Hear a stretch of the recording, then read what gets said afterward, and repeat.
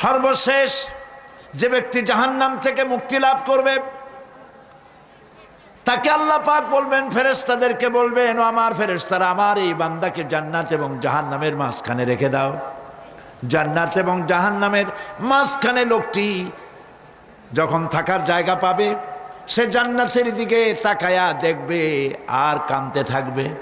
আল্লাহ পাক জিজ্ঞেস করবেন, বান্দারে, যুগের পর যুগ ধরে জাহান্নামে কেঁদেছ, আমি রব্বুল আলামিন জাহান্নাম মাফ করে দিয়া জান্নাত জাহান্নামের মাঝখানে রেখে দিয়েছি, আযাব থেকে তো বেঁচে গেছো, এখন কান্দো কেন? লোকটি বলবে, রব্বুল আলামিন কান্দি এই কারণে, জাহান্নাম থেকে মাফ করেছো, তোমার শুকরিয়া আদায় করি। জান্নাত তো আমার কপালে নাই, কিসমতে নাই, কিন্তু জান্নাত আমি এখান থেকে দেখতে পাচ্ছি, জান্নাতের সুঘ্রাণ আমার নাকে আসতেছে, কপালে নাই যাওয়ার।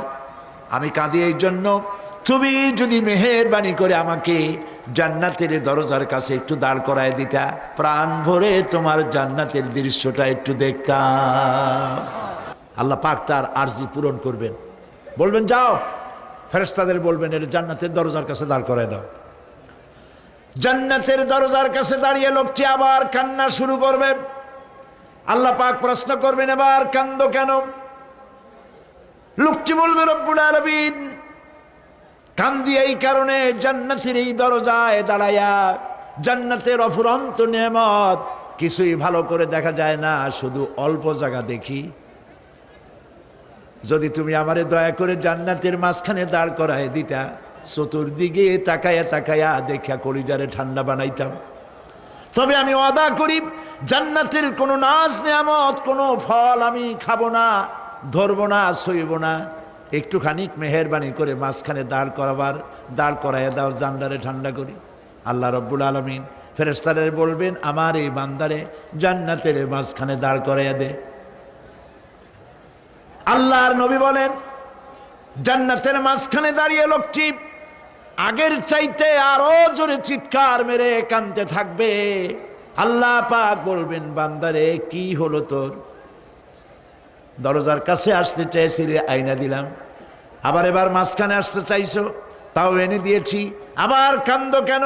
লোকটি বলবে, রব্বুল আলামিন এবার কান্দি এই জন্যে, তুমি যখন দয়া করে একটিবার জান্নাতের মাঝখানে এনে আমাকে দাঁড় করায় দিয়েছ, তুমি রহমান রহিম গফুরুর রহিম, এই জান্নাত থেকে আবার আর বাইর করে দিও না। আল্লাহ রাব্বুল আলামিন বলবেন, ও আমার বান্দারে, আমার এই জান্নাত তোর খুব পছন্দ হয়েছে নাকি? লোকটি বলবে, রব্বুল আলামিন কলিজা ঠান্ডা হয়ে গেছে, ভাবতেও পারি না এই জান্নাত এত সুন্দর। আল্লাহ পাক বলবেন, বান্দারে, এরকম একটি নয়, দুইটা নয়, তোর জন্য আমি 10টা জান্নাত এইরকম রিজার্ভ করে রাখছি। সুবহানাল্লাহ। আল্লাহ পাককে ভয় করে পৃথিবীর সমস্ত পাপ থেকে যারা নিজেকে রক্ষা করবে, আল্লাহ তাদের জন্য এই জান্নাত রেখে দিয়েছেন। সুবহানাল্লাহ। সেই জান্নাতের রিসিপশন আপনারা আন্দাজ করতে পারবেন না, রিসিপশন কারে কয়। কি এর প্রধানমন্ত্রী আর প্রেসিডেন্ট, 4-5টা পুলিশ আর আর্মি আসে একটা ফট করে সেলুট মারলো, বা শেষ হয়ে গেল, এরকম না। জান্নাতীদেরকে রিসিপশন দেওয়া হবে। জান্নাতীরা যখন আল্লাহর হুকুমে জান্নাতের দিকে যেতে লাগবে, আর যখন জান্নাতের কাছে চলে যাবে, আল্লাহ রাব্বুল আলামিন শোনায় দিচ্ছেন, হাত্তা ইযা জাউহা ফুতিহাত আবওয়াবুহা ওয়া ক্বালা লাহুম খাজানাতুহা সালামুন আলাইকুম তিবতুম ফাদখুলুহা খালিদিন। সুবহানাল্লাহ। জান্নাতীরা যখন জান্নাতে প্রবেশ করার দরজার মুখোমুখি হবে, দ্বার রক্ষীগণ তখন বলবে, সালামুন আলাইকুম, আল্লাহর শান্তি তোমাদের উপরে বর্ষিত হোক। সুবহানাল্লাহ। দুনিয়ার টাটকা টাটকা সুখগুলি 2 পা দিয়ে ঠেলে দিয়েছ, টাটকা সুখগুলি গ্রহণ করো নাই, হারাম খাও নাই, আল্লাহর দ্বীন কায়েমের জন্য রক্ত দিয়েছো, জীবন দিয়েছো, কষ্ট করেছো, আল্লাহকে ভয় করেছো। আমাদের সালাম গ্রহণ করো, জান্নাতের মধ্যে ঢুকে যাও চিরকালের জন্য। সুবহানাল্লাহ। আর বাইর হওয়া লাগবে না, চিরকাল এই জান্নাতের মধ্যে তোমরা বসবাস করতে পারবে। আল্লাহ রাব্বুল আলামিনের ফেরেশতারা বলে দিবেন।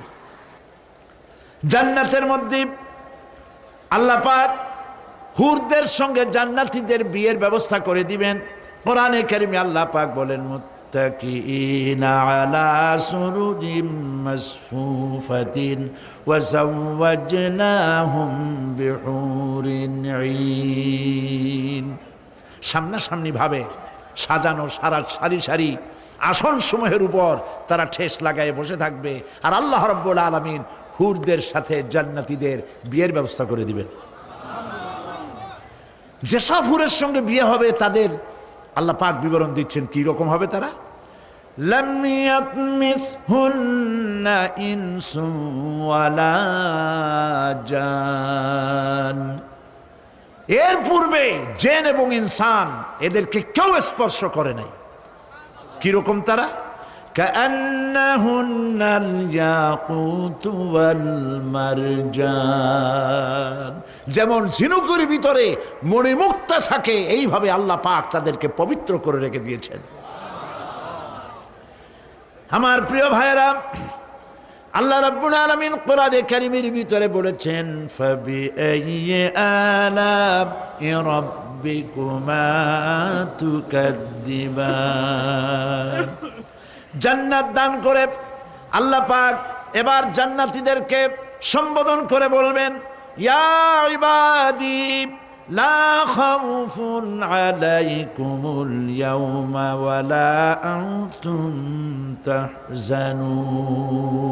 হে আমার বান্দারা, লা খাউফুন আলাইকুমুল ইয়াওম, আজ আর কোনো ভয় নাই। সুবহানাল্লাহ, সুবহানাল্লাহ। আজ আর কোনো ভয় নাই, কোনো চিন্তাও নাই, আরামে এই জান্নাতের মধ্যে বসবাস করো। এরপরে আল্লাহ পাক জিজ্ঞেস করবেন, ও আমার জান্নাতীরা, আমি যেসব ওয়াদা করছিলাম আমার ওয়াদা মোতাবেক সমস্ত নিয়ামত পেয়েছো?